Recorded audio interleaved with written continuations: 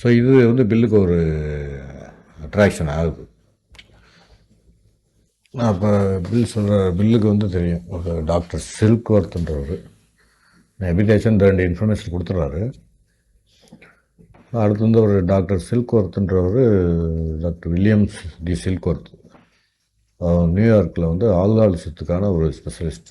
இந்த குடிகாரன் வெளியில் வந்து கொடுக்கறக்கூடிய மாத்திரை மருந்தை கொடுத்து சரி பண்ணக்கூடிய ஒரு சைக்காரிஸ்ட் டாக்டர். ஸோ நமக்கு அதில் அவர் தான் வந்து அந்த மருத்துவர் ஐப்ரான்ற ஒரு 2-3 பேஜ் நம்ம பிக் புக்கில் இருக்குது. அவர் தான் அவர் எழுதி கொடுத்துருக்கவர். இதெல்லாம் அவரோட ஒப்பீனியன் தான்.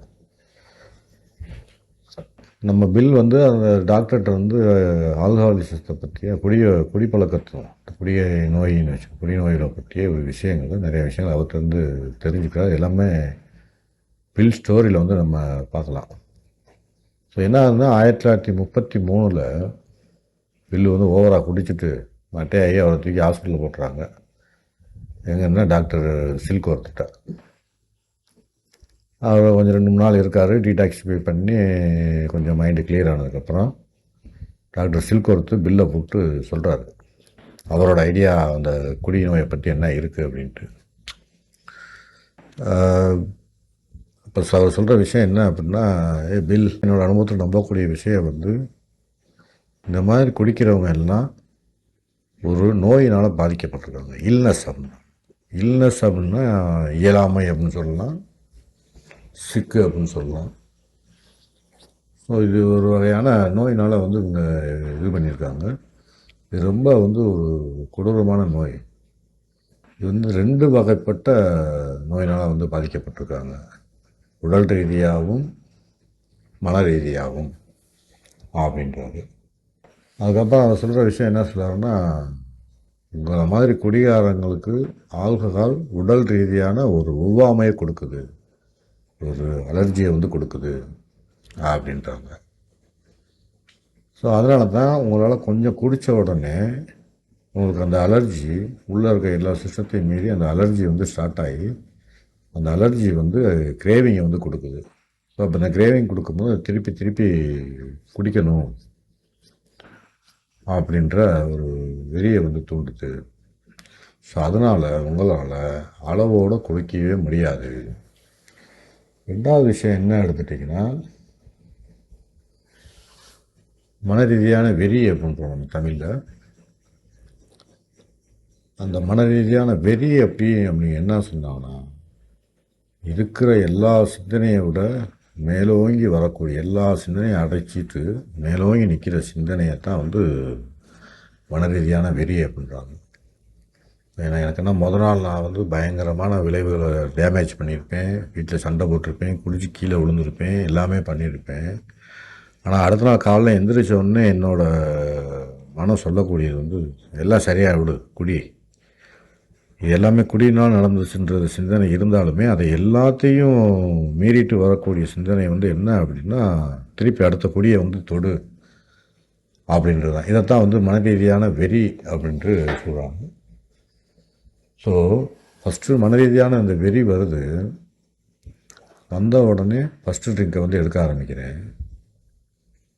ஸோ அதை எடுத்ததுக்கப்புறம் அது அலர்ஜி ஸ்டார்ட் ஆகிடுது. அந்த அலர்ஜி ஸ்டார்ட் ஆனதுக்கப்புறம் என்னால் அளவோடு குடிக்க முடியவில்லை அப்படின்றது தான் சொல்ல வர்றாரு. ஸோ உங்களுக்கு உடல் ரீதியான ஒவ்வாமையினால் உங்களால் அளவோடு குடிக்க முடியாது. மன ரீதியான வெறி இருக்கிறதுனால மதுவை தொடாமல் இருக்க முடியாது. ஸோ இந்த 2 விஷயங்களும், இந்த 2 வகையான நோய்பட்டு இருக்கீங்க அப்படின்றதை சொல்கிறாரு அவர். ஸோ இந்த 2 விஷயங்கள்னால நீங்கள் மதுவுக்கு முன்னால் சுத்தமாக சக்தியற்றவர்கள் ஆயிடுறீங்க அப்படின்னு சொல்கிறாரு.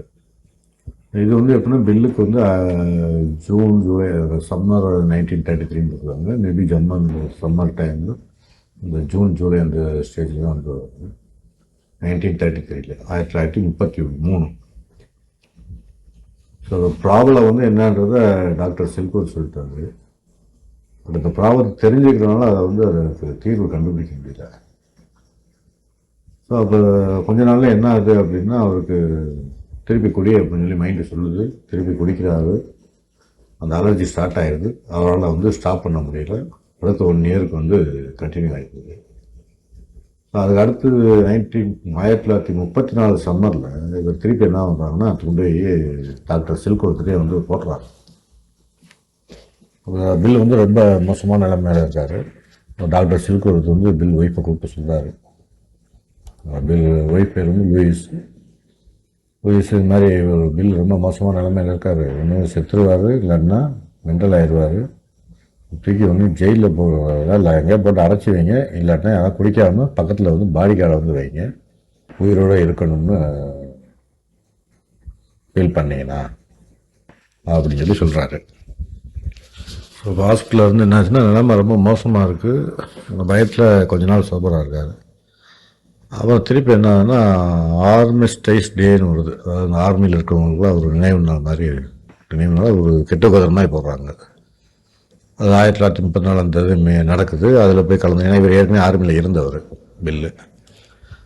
அதில் கலந்துக்க முன்னே திருப்பி அவர் ஒரு மைண்டு திருப்பி குடியே பண்ணுது, குடிக்கிறாரு, அலர்ஜி ஸ்டார்ட் ஆகிடுது. திருப்பி அவரால் ஸ்டாப் பண்ண முடியல. எல்லாமே எப்போ நடக்குதுன்னா இதுக்கு முன்னாலே வந்து எபி போய் சொல்லிட்டாரு. என்ன சொல்லியிருக்காருன்னா ப்ரோக்ராம் பிரச்சனை சொல்யூஷன் கொடுத்துருக்காரு. அந்த சொல்யூஷனை நடைமுறைப்படுத்திருக்கான செயல் திட்டத்தை சொல்லியிருக்காரு, எப்படி வந்து ஆக்ஸ்போர்ட் குரூப் ஃபாலோ பண்ணுறாங்க அப்படின்ட்டு. ஸோ அவருக்கு என்னென்னா மொத்தம் ஒரு 3 விஷயம் வந்து தெரிஞ்சிருக்கு.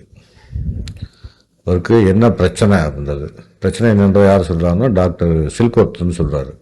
உங்களுக்கு உடல் ரீதியான விவாமை இருக்குது, இந்த மன ரீதியான வெறி இருக்குது அப்படின்றத டாக்டர் சில்கோர்த் இந்த பிரச்சனையை வந்து சொல்கிறாரு. அடுத்து வந்து இதுக்கு தீர்வு என்ன அப்படின்றதும், அந்த தீர்வை எப்படி நடைமுறைப்படுத்துறதுன்றதும் எபி வந்து பில்ட்ட சொல்லியிருக்காரு. ஸோ இந்த 3 விஷயங்களை தெரிஞ்சிருச்சு அப்படின்னா அவர் அந்த ஸ்பிரிச்சுவல் எக்ஸ்பீரியன்ஸை கிடச்சி, ஆன்மீக விழிப்புணர்வு கிடச்சி, அது மூலிமா குடிநோயிலிருந்து வெளியில் வந்திருக்காரு. அது எபி வந்து என்ன பண்ணிருக்காருன்னா அவர் ஆக்ஸ்போர்ட் குரூப் மீட்டிங் வந்து திருப்பி கூப்பிட்டு போயிருக்காரு. அங்கே போயிட்டு அவரால் வந்து நிறையா விஷயங்களை வந்து அக்செப்ட் பண்ணிக்க முடியல. ஸோ அவங்க என்ன பண்ணுறாங்க அப்படின்னா கன்வின்ஸ் பண்ணுறாங்க, உங்களோட இன்வென்ட்ரி கரெக்டான இன்வென்ட்ரி எடுக்கணும், உங்களோட என்னென்ன கோளாறு இருக்கோ எல்லாத்தையும் கண்டிப்பாக ஏற்றுக்கிறணும், பாதிக்கப்பட்டவங்களுக்கு வந்து பரிகாரம் செய்யணும், அடுத்தவங்களுக்கு உதவி பண்ணணும், அதோட வந்து கடவுளை வந்து கண்டிப்பாக நம்பியே ஆகணும் அப்படின்னு சொல்லி சொல்கிறாங்க. இதெல்லாம் தான் நம்ம வந்து அடுத்ததில் 12 ஸ்டெப்ஸு ஆல்காலிக் 12 வழிமுறைகள்னு சொல்லி கொண்டு வந்திருக்கோம்.